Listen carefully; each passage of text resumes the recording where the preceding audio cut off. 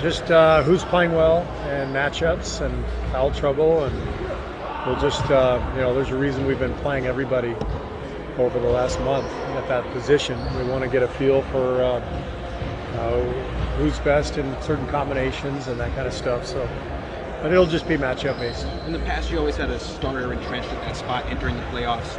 It's strange not to have one this year, and what are the pluses and minuses of going in with a committee mystery? Well, yeah, I mean I wouldn't say we always had it. I mean, we've changed centers mid-series before since I've been here. We've gone small with Draymond. We've had injuries. A couple of years ago, Steph was out, so we had a totally different dynamic at the point guard. I know this is a different deal. Now we've got the point guard and the center in flux. So it's just every year is different. Every year presents its own sets of challenges, and we just have to make do with what we think is the best fit and go from there. We'll just talk to Devon, who was talking about how he's done a lot of watching and waiting because the circumstances, so he gets to play in his first playoffs. What kind of role might he play after a successful season, and what do you think it means to him to finally have this win? Well, he's in his third year. He's ready. He's been mentored for this role the last couple of years by some of his teammates and assistant coaches. They've worked with him every day. So Kavan is a really smart basketball player. He has great feel, great awareness, and I'm excited for him. The playoffs are so much fun. This will be, I think, his first real action. What level of accomplishment in NBA lore is the back-to-back going on? Say that again? What level of accomplishment is the back-to-back in NBA lore? I mean, it seems like the Spurs that are making that. Right. It's obviously hard to do.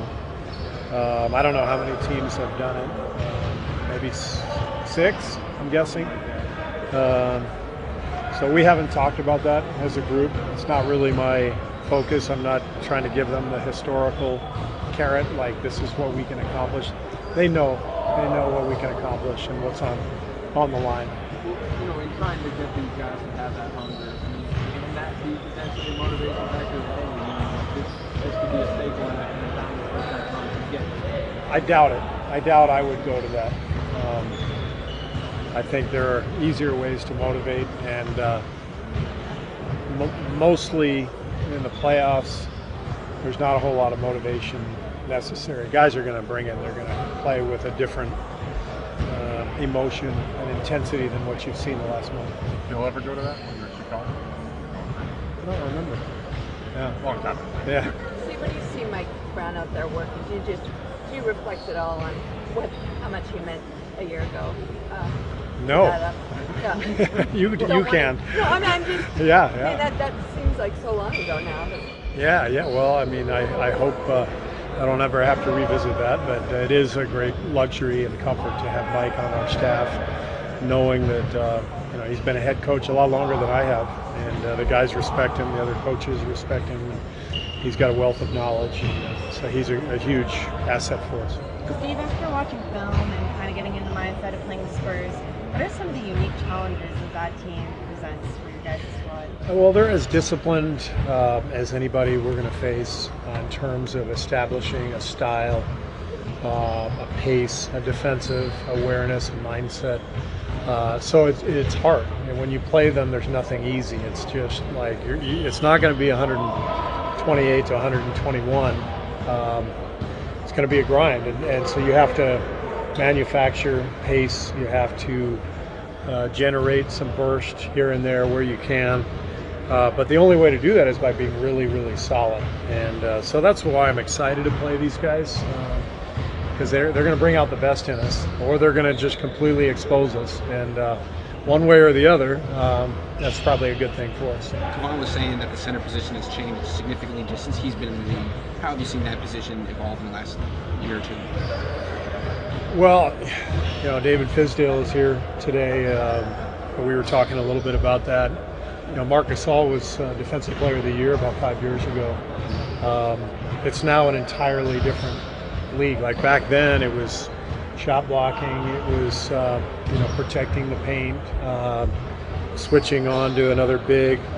Now Marc Gasol is asked to step out 30 feet from the basket. It's entirely different. So the guys who you're going to see as the leading defenders in the league are going to be more versatile. They're going to be Draymond Green, even Gobert. Gobert is so active. He's obviously an incredible rim protector, but he can get out to screen and roll, and you almost have to be able to switch and guard multiple spots at that center spot. And that's a difficult thing to do. Does that evolution make a committee more pragmatic than in the past? Is that where the center's going, that spot? It depends on who's your guy.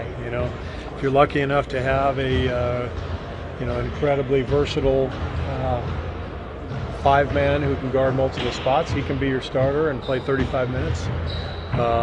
For us, we play by committee because we have a lot of guys who do certain things really well, but they're all very different from one another.